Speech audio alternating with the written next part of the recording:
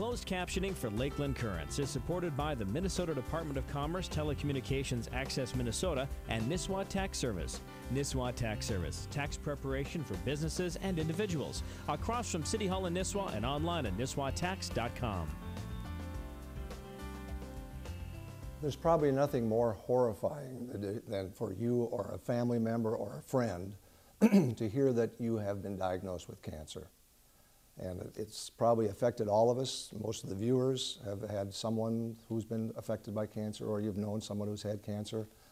And tonight we're going to take a look at cancer. We're going to look at how it's diagnosed, how it's prevented, what some of the causes are, and what some of the treatments are. And hopefully we can also talk that there is hope, that all cancers aren't the end of life, but we know that a lot of them are. So it's a discussion that we're going to have, and hopefully it's a discussion that will enlighten you about some of the issues relating to cancer. My guests this evening are Marion Fehrenbacher, sorry Marion, who is the manager of the Brainerd Lakes Cancer Center here at St. Joseph's Hospital in Brainerd, and Dr. John Harris, who is a medical oncologist and hematologist for the Brainerd Lakes Cancer Center, also in Brainerd. Welcome to the show. It's nice to have you both here, and it's probably not the most pleasant topic to talk about, but I think certainly one that is very important for people to understand. And maybe you could just tell us a little bit about what you do at the Cancer Center. Maybe we could start with you, Marion. I have been an oncology nurse for about 25 years, and when you talk about hope, my passion in life has been to give patients hope. I believe that, patients given a diagnosis of cancer, many of them do very well. And I think that that's something a message we need to give our patients. I've been a manager now of the Cancer Center for just actually a few months since we've moved from Brainerd Lakes Clinic over to the 5th floor at St. Joe's Medical Center. That's a change for a lot of our patients. We have 3 medical oncologists and a oncology nurse practitioner, along with approximately 17 staff on our Brainerd Lakes Cancer Center. We're housed in the campus of St. Joseph's Medical Center on campus at the hospital are about 1,200 employees. And you have some fairly sophisticated equipment at the hospital, don't you? Maybe you just want to talk just a little bit briefly about some of that equipment that you have there. The technology, I think, is exciting. We have pictures that we've included tonight with images of bone scans which help detect abnormal activity within the bone. There are CT scans which will measure the depth of a tumor, PET scans that actually show a 3D image of what your body may look like with a cancer developing, for example, in a lung. There is an MRI using a magnetic wave imaging. We also have on-campus radiation therapy, which is a form of very strong X-ray therapy used to treat cancer cells. And we've tried to include a lot of those pictures tonight. We also have included pictures that will show you the technology of just preparing somebody's medication that day for their infusion. It wasn't that long ago probably that most cancers had to be discovered by invasive surgery. I would guess it hasn't been that far in our history where this new technology really eliminates a lot of that, doesn't it? Our screening, I think, is very important in catching cancer early. It will help to increase the lifespan of a patient. Dr. Harris, maybe you could tell us just a little bit about what oncology is. What does an oncologist and a hematologist do? I think firstly, Marion is being a little too modest. She's been the leader of this program for many more years, and I think has built a wonderful program here. I've been here for just over a year, and I jokingly give my job description as about 30% psychiatrist, 30% priest, 30% social worker, and about 10% doctor. But the doctor part is involved in helping with the diagnosis of cancer and planning and delivering the medical aspects of care. We might also make a note to our viewers that he does have a slight accent. He is from New Zealand. He's not a Brainerd or Minnesota native, so welcome to Minnesota, because I know you have an accent. Well, you've lived in Minnesota long enough, I guess you could almost say you're Minnesotan, couldn't you? New Zealanders accuse me of having a horrible American accent. Oh, really? That's cute. Marion, maybe could you, we use the word cancer like it's one disease, but I know cancer is a variety of different diseases. Could you maybe just define a little bit what is cancer? To keep it really simple, cancer is the abnormal division of cells, cells that grow out of control. Our cells are produced within our body, and as these cells mature and they die, normal cells will grow and replace them. But a cancer cell doesn't do that. It just continues to grow and form a mass or a tumor, and then a patient may identify that during, like a self-breast exam, or, maybe develop pain if they have more advanced symptoms of their cancer. Many cancers, I've heard, really don't have symptoms. I mean, there's not a lot of obvious symptoms from some of the cancers, I should say. Is that a fair statement? I think Absolutely, and I think it reinforces the importance of screening. Because you could have a pancreatic cancer, or you could have a cancer developing in the lung, and you might not feel it until it gets to the stage where you're coughing or something, and then it might be too advanced to be able to do anything with it. Absolutely. Are we making progress? I was talking to you earlier about this, that there's an article, I think it was in Time or Newsweek last year, that said we're losing the war in cancer because the major cancers, the lung cancers, the pancreatic cancers, and so many of those cancers, we haven't really found a way to stop them. Is that a fair statement, or what's your observation? No, it's not. Now, like the war in Iraq, there have been times when we've slipped. There are times when we've had surges where we've poured billions of dollars into cancer research, and sometimes the returns have not been as great as we would like. But in the last several years, we've been seeing about a 4% decrease in cancer deaths per year. Really? That's significant, isn't it? But people still die from cancers. I think each year in Minnesota there are about 25,000 people get a major cancer, and about 9,000 will still die. So we haven't lost the war. We're fighting it, and we are making progress. I read that in 2007 in the developing countries, we have about 8 million deaths in 2007 from cancer. Are we starting to understand what causes some of these cancers better than we did just 10 years ago? Better, but we have a long way to go. One of the reasons we're seeing more cancer is due to lifestyle changes, but more importantly because we're an aging population.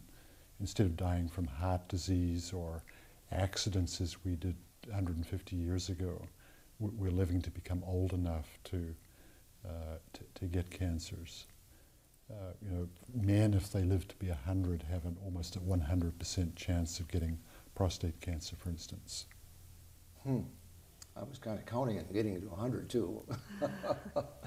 So if we're living longer, and that is even being debated now with the obesity starting to enter into our culture, that people might not live as long as their parents if we don't start addressing that. Obesity also plays a role in cancer, does it not? Absolutely. Probably the two biggest preventable factors in cancer in this country are smoking and obesity, both of which can be modified and prevent cancers. As I was driving into the show tonight, I heard on the radio that in America every day we're getting 1,000 new kids smoking every single day across this country. It seems as if the prevention programs and the things that we talk about aren't making an impact. It just amazes me why it is that people don't see that impact. I do have a friend who's a lung surgeon, and he said kids don't see themselves carrying oxygen tanks up the steps. They see themselves as pretty much invincible, and it's not until later in life that those habits catch up to them. I agree. Do you? When I look at how lung cancer is the leading cause of cancer death, and programs that we have available in the Brainerd Lakes area to help patients and people in our community to stop smoking, I think it's a service that we need to get out there and let people know that it's available.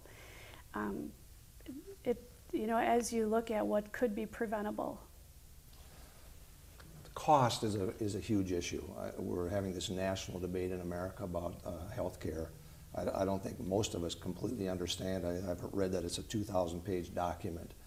And whether this is a good thing or not, that's not what we're here for tonight to talk about. But it seems to me that we just don't have a real good handle on what is a good investment and what isn't a good investment, because I know that prolonging a life for 2 or 3 or 4 months, well, I'm sure it's important to the person who has cancer, it's important to the family members, but it's also a huge cost issue, isn't it? It is, but when penicillin was first developed in the early 1940s, the cost of that was horrendous. And the US Army in the early days would collect the urine from soldiers so that the very expensive penicillin could be recycled. With production improvements, wider use of it, the cost of penicillin and its life-saving functions has dramatically changed. I see the same thing happening with cancer drugs. So the long-term issue is probably that the cost will come down as we get better at understanding these things and how we use them. Yes, the costs are high, but most of those costs are research and development. You know, once the drugs are established and they come off patent, the prices come down quite quickly. We've seen that with a lot of the medicines we use now. You know, Taxol would be a good example, which is one of the most commonly used drugs we use.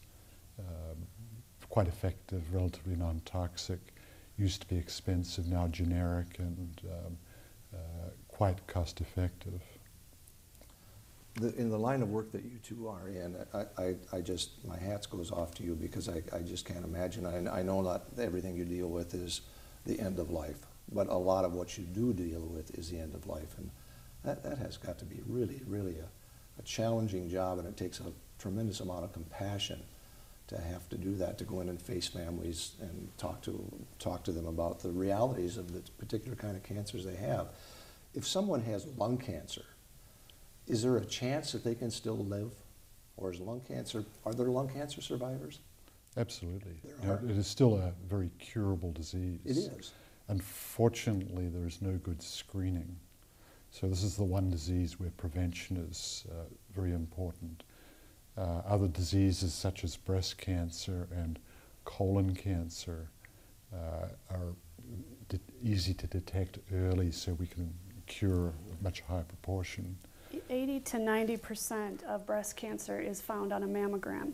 A baseline mammogram is usually obtained about age 40. A colonoscopy, detecting malignant polyps within the colon, is usually done. A screening test would be done at about age 50. So by implementing the screening that's available and getting good health care, you know, having your physicals, doing your self-exams, and you know your body better than anybody. If you develop shortness of breath or unusual, night sweats or weight loss, or, any unusual symptoms, that should alert you to go to the physician. Even though it's scary and you don't want to think about a diagnosis, it still, it stimulates the beginning of that process. There was a national debate here this last fall or early winter about whether or not we have been sending people to screenings too often for colon cancer, for example. What is the position at your hospital? Do you still encourage people to have those screenings at regular intervals after a certain age? Absolutely. But there is no one standard for screening. It's something that every person has to sit down with their personal physician and look at their family history, their risk factors, and decide what screening intervals and tests would be appropriate. Someone is a 20-year smoker, and there's not a real good screening process, and my doctor has told me that same thing, that there really isn't a good screening process. If someone's quit smoking and they have concerns, what is it they can do? Is there anything that you can do right now? There is nothing. There have been a number of studies done looking at aggressive screening with sputum, looking for cancer cells in sputum, doing chest x-rays, CAT scans, but none of those will find cancers at any earlier stage. So it's just getting lucky. Getting lucky. Yeah. So And usually it's important to stop smoking. You know, at any age, you're going to feel better. So I think it's important that at any age we try to, you know, educate people. What about, I know there's research being done, I know the University of Minnesota is doing some research into foods, and I think there's a growing body of researchers out there that believe if we eat the right kinds of foods, we can prevent some kinds of cancers. Do you folks... A diet in high fat, high calories, even frequent red meat intake does seem to have a higher tendency for cancer and being overweight, lack of exercise. So what they recommend is more fruits and vegetables, you know, in drinking, you know, 8 to 10 glasses of water a day, just taking better care of your body. It's a hard sell. I happened to watch some things on PBS here last week when one of the doctors was talking about his diet and how he's changed his diet over his life.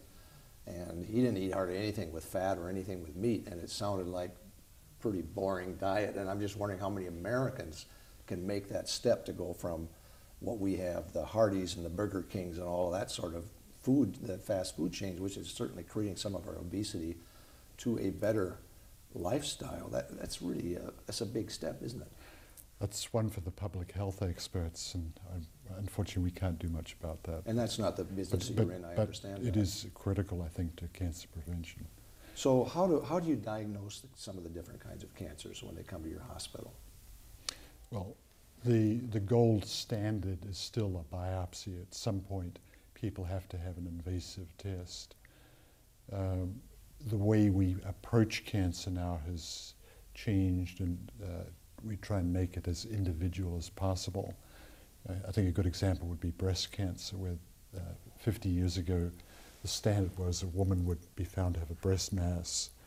The next morning she'd be in the hospital having a biopsy, frozen section, and the breast would be taken off under the same anesthetic.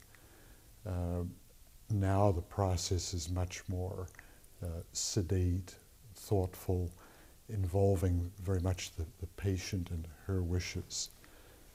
So it'll proceed from the initial biopsy to careful staging, looking at all the factors we know about the cancer in the individual, and then a discussion of all the things that we can do. And for some women, a mastectomy is still the best treatment.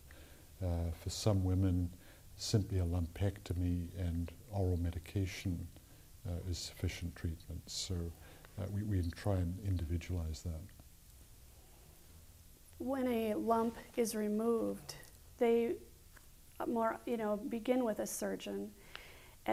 After a diagnosis is made, there are tests that are done, or that we call staging of cancer.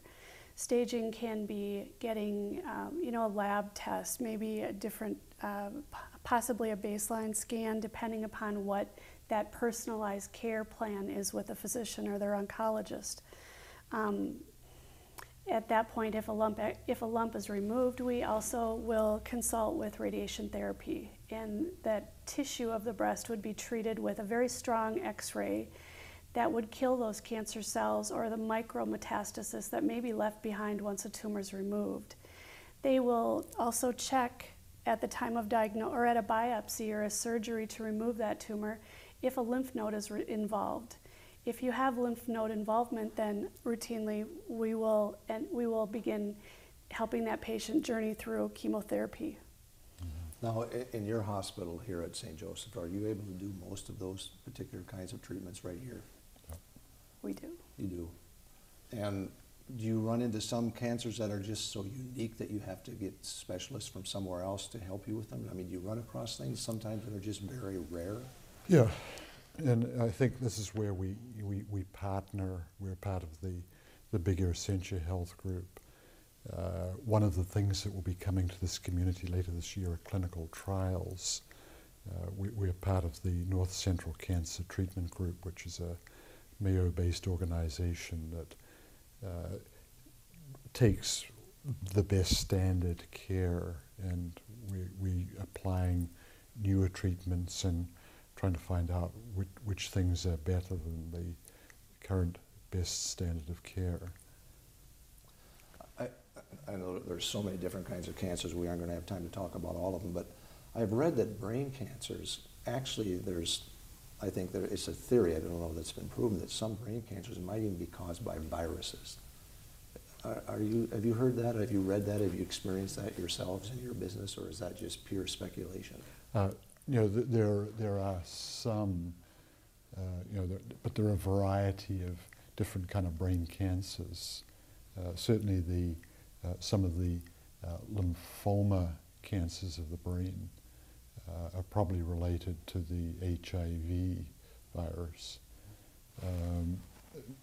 Some of the other brain cancers we understand less. Radiation, cell phone use, it's very hard to prove or disprove. I think I read there was one country that's going to start making cell phone companies put a warning on their cell phones. It's not America, but I saw that last week, because the jury's out. I mean, everything that I've read has said that they don't think it's a problem for adults, but that's not absolute either, is it? Yeah, to me, of course, that if we're going to apply that logic, we should put on the door of every automobile, getting in this device is associated with risk of injury and death. Right. Especially with texting. Yeah, with texting. How safe are CT scans? I mean, we're hearing more and more that there's concern that CT scans might be causing cancer. Is that getting overblown? Is that getting blown out of proportion? But we have to keep this in perspective that mammograms cause cancer. If we look at the radiation exposure from mammograms through the whole country, in any given year there may be 50 to 100 breast cancers that could be blamed on the mammography. But if we look at the number of lives saved because of the mammograms, I think it's a fair exchange. CT scans can be life-saving in people with cancer. They're a very important part of monitoring treatment. I think the issue is to reduce the use of unnecessary CAT scans. So there's risk with all these things, but sometimes the benefits outweigh the risks. So that's something that a doctor and a patient have to determine on a case-by-case, isn't it? Exactly. Do you see a rising kind of cancer like in Minnesota? If you look at Cass County or the central Minnesota or the south or southwestern Minnesota, do you see certain kinds of cancers developing from maybe environmental circumstances, or isn't that something you see? Well, there are lifestyle ones. In Crow Wing County, the biggest killer is lung cancer. We see mesotheliomas. These are cancers of the lining of the chest and abdominal cavity in the Iron Ranges, particularly the northern Iron Range, but we see a number in the Cuna Range. There are lymphomas, lymph gland cancers seem to be more common in areas where we're using agricultural chemicals. Fertilizers, pesticides, that sort of thing? Correct. Really? Those would be the major ones. Could you just, we've only got about 3 minutes left, but could you just talk a little bit about the different kinds of therapy you do? I know you have hormone therapy and chemotherapy, and what are the differences there? Well, chemotherapy is what is the one we've been using the longest, and actually came out of the war gases that were developed during World War I. Really? It's been around that long? Yeah, and basically what they do is chew up the nuclear proteins in cells in a way very similar to radiation. There have been more sophisticated chemicals called antimetabolites, but none of these things distinguish normal and healthy cells. And it's been why chemotherapy, until we have recently developed good ways of minimizing toxicity, have been fairly tough on patients. The biggest breakthrough in the last 15 years has been the use of what we call targeted biological therapies, which specifically attack enzyme systems and similar replication-related systems within cells. This is still fairly primitive, but I think this is the area of greatest interest, and we're going to see the most progress in the next decade or two. Wow, so it's really targeting a specific area instead of the whole body being like the chemical crapshoot that we think of chemo often, I think. Correct. Interesting. We're down to about a minute and a half. Marion, would you just like to give us some places that people can go to get more information? What are some of the resources that are available for people if they're concerned about their health or if they have a family friend who's concerned about their health? I think just knowing that they can call us if they have any concerns. I will try to help field their questions. I feel welcome to, or I would like to welcome patients even just to call me directly, and I will be more than happy to help them. And we'll have your name on the screen here so that people can just call St. Joseph Hospital and ask for you directly. Yes, my phone number is 454-5850, so you're welcome to call. We have a lot of educational materials that we provide for patients once a diagnosis is made. We're developing a resource or library on our floor for our patients. We've also become very efficient at controlling symptoms of chemotherapy and a lot of our treatments. And huge breakthroughs have been made just in providing better quality of life.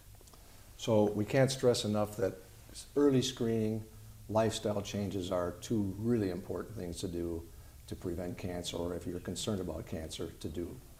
I'd like to thank you both for being on the show. I'm sorry we're running out of time here. There's so many more other things we'd like to talk to you about, but Dr. Harris and Marion, thank you very much for being here this evening. Thank you for having us. I'd like to have you join us on April 1st when we talk about electric rates. Maybe you haven't noticed, but some of them have been going up. Some of the communities have electric rates have gone up 15 to 18%. So we're going to have folks here next week, or rather on April 1st, to talk about what's causing these rises, probably a little faster than we thought they were coming. You've been watching Lakeland Currents, where we're talking about what you're talking about. I'm Ray Gildow. So long until next time.